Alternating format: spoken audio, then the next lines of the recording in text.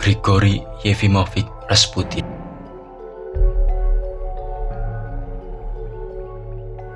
Adalah tokoh fenomenal dalam sejarah Rusia. Menariknya, Rasputin bukanlah politikus maupun jenderal.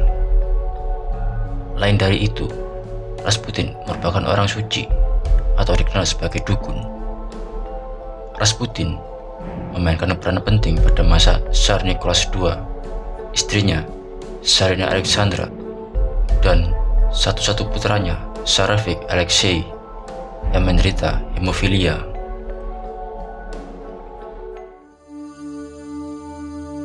Semua bermula pada 1 November 1905 di Istana Peterhof.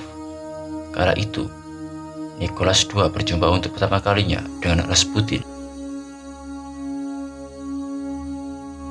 Saya merasa percakapan kami baru 5 menit, padahal aslinya sudah berlangsung lebih dari 1 jam, tulis Nicholas II.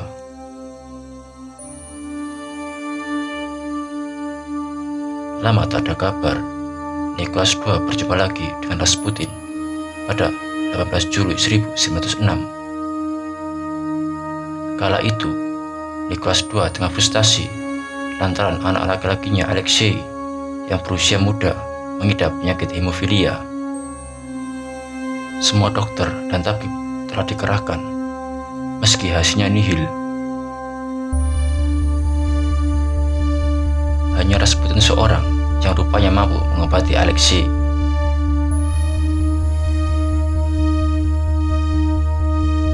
Meski demikian, peran Rasputin di istana rupanya tak berhenti di situ. Alih-alih sebagai tabib bagi Alexei, Rasputin rupanya punya peran lebih sebagai pembisik Nicholas II. Kelak, bisikan Rasputin itu justru membawa malapetaka bagi keluarga Romanov, sebutan untuk keluarga Tsar.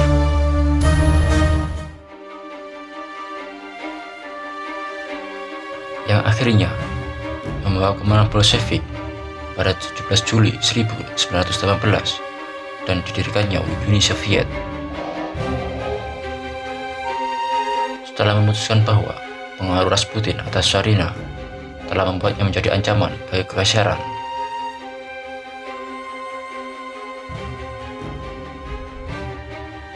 sekelompok bangsawan yang dipimpin oleh Pangeran Felix Yusupov dibantu dengan Grand Duke Dmitri Pavlovich dan politisi sayap kanan Vladimir Hrustkevich menyusun sebuah rencana untuk membunuh Rasputin pada bulan Desember 1916. Rupanya, dengan mengikat Rasputin ke istana Moika Yusupov, Rasputin dibunuh pada pagi hari, tanggal 30 Desember 1916 di rumah Felix Yusupov. Yusupov mengundang Rasputin ke rumahnya tak lama setelah tengah malam dan mengantarkannya ke ruang bawah tanah.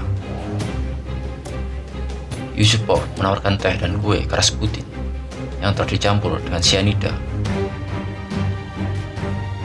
Awalnya Rasputin menolak kue itu, tapi kemudian mulai memakannya.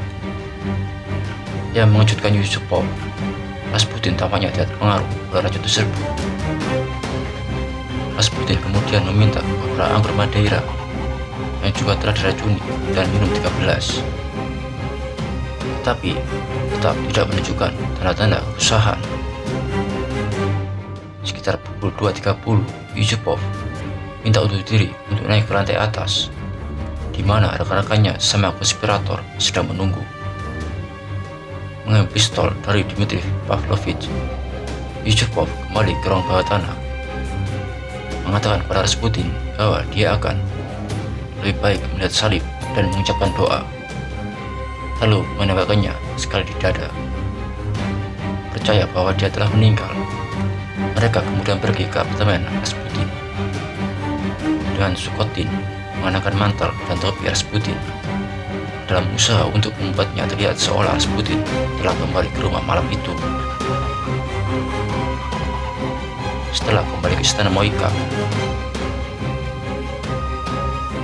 Yusupov kembali ke ruang bawah tanah untuk memastikan Rasputin telah meninggal. tiba-tiba Rasputin melompat dan menyerang Yusupov. Dengan sedikit usaha membebaskan diri dan melarikan diri ke atas, Rasputin mengikuti dan berhasil masuk ke halaman istana sebelum ditembak oleh Prushkevich dan ambruk ke sebuah gubuk salju.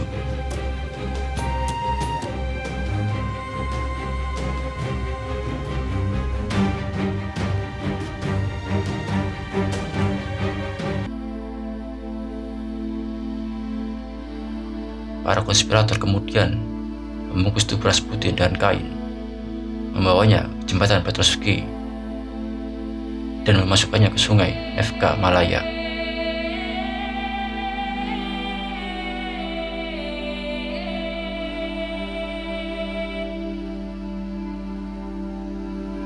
Berita tentang pembunuhan Rasputin menyebar dengan cepat, bahkan sebelum mayatnya ditemukan.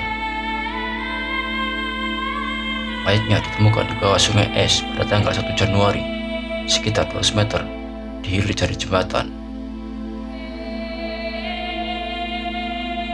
Rasputin dimakamkan pada tanggal 2 Januari di sebuah gereja kecil yang didirikan Anna Fiorokova di Tsarskoye Selo.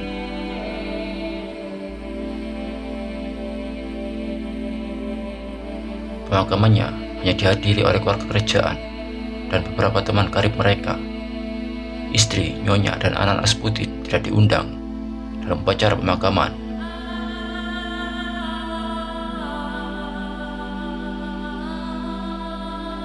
Tubuhnya digali dan dibakar oleh sebuah ikatan tentara tak lama setelah Tsar melepaskan tahta pada bulan Maret 1917.